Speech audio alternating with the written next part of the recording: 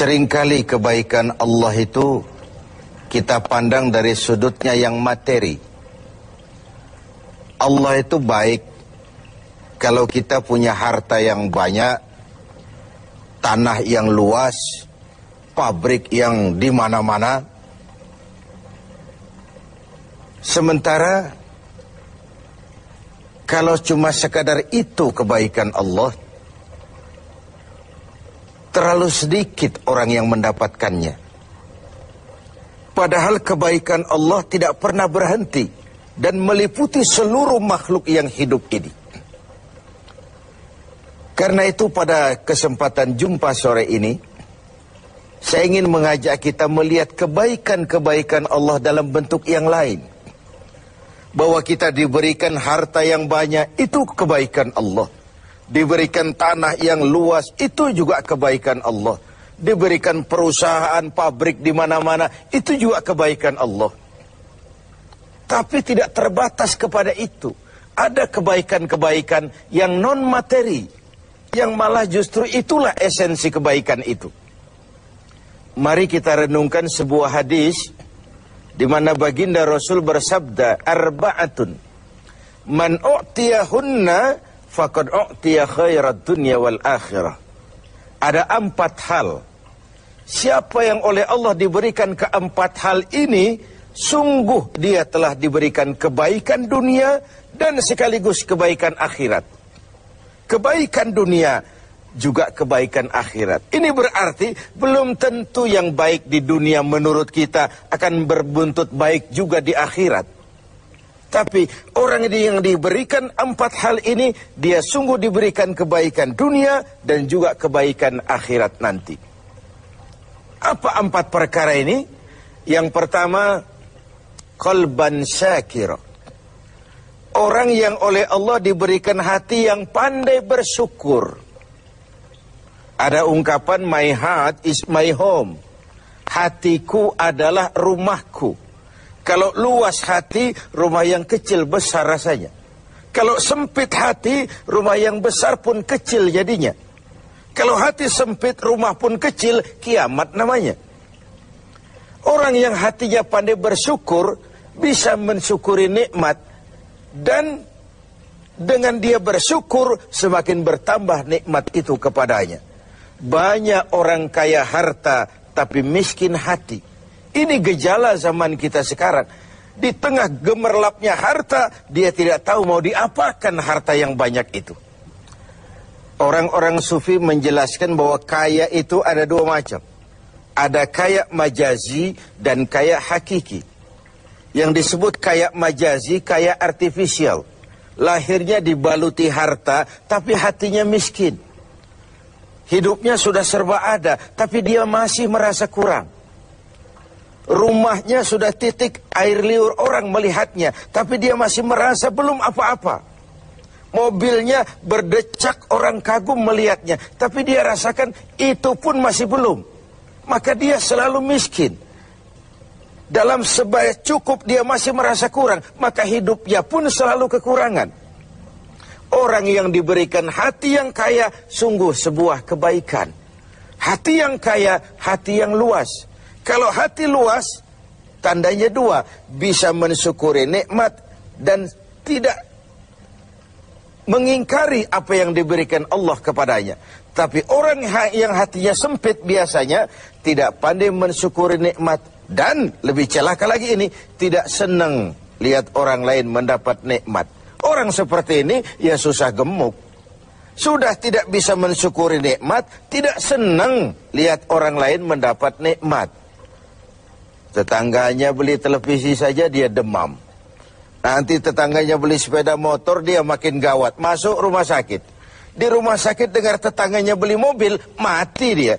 Disiksa oleh perasaan sendiri. Begitu orang yang miskin hatinya.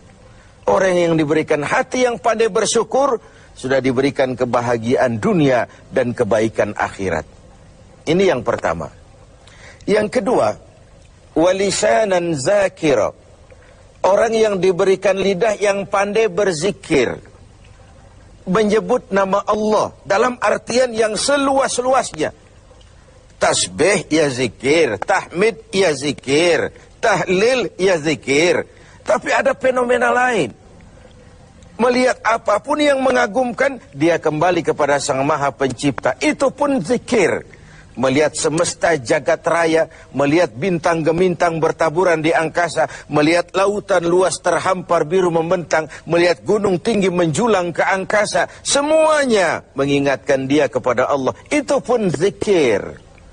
Diberikan lidah yang pandai berzikir, mengingat Allah dalam segala keadaan. Dan bukankah Islam mengajarkan seperti itu? Dari hal-hal yang paling kecil, memulai pekerjaan, bismillah. Melihat sesuatu yang hebat, Masya Allah. Melihat sesuatu yang luar biasa, Subhanallah.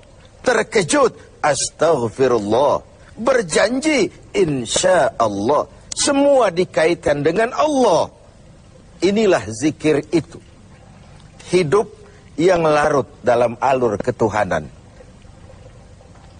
Yang ketiga, wabadanan alal bala'i sabir.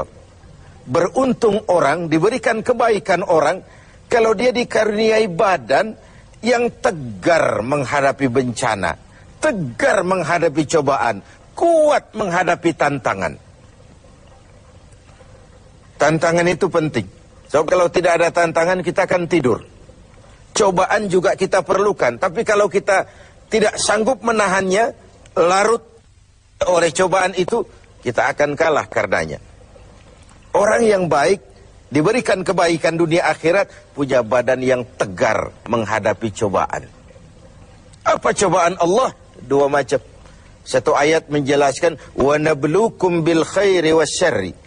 Kami akan coba, kami akan uji kamu dengan yang baik dan dengan yang tidak baik, dengan yang enak dan dengan yang tidak enak, dengan yang menyenangkan dan dengan yang tidak menyenangkan. Bukan cuma sakit cobaan itu, sehat pun ujian.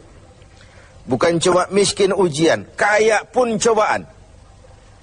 Bukan cuma tidak punya jabatan cobaan, naik pangkat pun ujian. Kita nih yang namanya ujian kan yang tidak enak saja. Kalau sudah sakit, ya Allah, sedang diuji. Sehat, lupa daratan. Miskin, ujian. Setelah kaya, lupa bahwa itu juga ujian. Fenomenanya apa? Banyak orang lulus ketika diuji dengan kemiskinan, tapi gagal berantakan setelah diuji dengan kekayaan. Ketika miskin dia hamba Allah, setelah kaya dia pindah menjadi hamba harta. Belum pernah ada orang datang mengeluh, Pak Ustadz, saya sedang diuji oleh Tuhan. Kenapa Pak? Uang saya sedang banyak. Belum pernah. Kalau sudah bangkrut, miskin, baru merasa diuji. Bukankah sejarah syarat dengan contoh? La nufarriqu baina ahadim min rusuli. Kami tidak membeda-bedakan para rasul. Tidak ada rasul yang dianak emaskan. Semuanya diuji, semuanya ditempa, semuanya digembleng. Semuanya tegar seperti batu karang di tengah samudra. Walau tiap hari dihempas ombak, dihantam gelombang, dia tetap berdiri dengan tegar. Begitulah orang yang diberikan kebaikan oleh Allah. Lain dengan orang yang loyo, sedikit kena kesulitan seperti ayam sampar, kerakap tumbuh di batu, hidup segan mati pun tak mau. Skeptis, pesimis. Apa yang bisa kita lakukan kalau dasar hidup kita sudah skeptis dan pesimis itu tadi? Hidup ini adalah cobaan. Semakin tinggi kualitas keimanan, semakin berat cobaan itu. Semakin kokoh berpegang kepada agama, semakin kuat pula cobaan datang menerpa. Yang terakhir, orang yang diberikan kebaikan dunia akhirat, wa zaujatan salihatan, diberikan istri yang salihah, pendamping.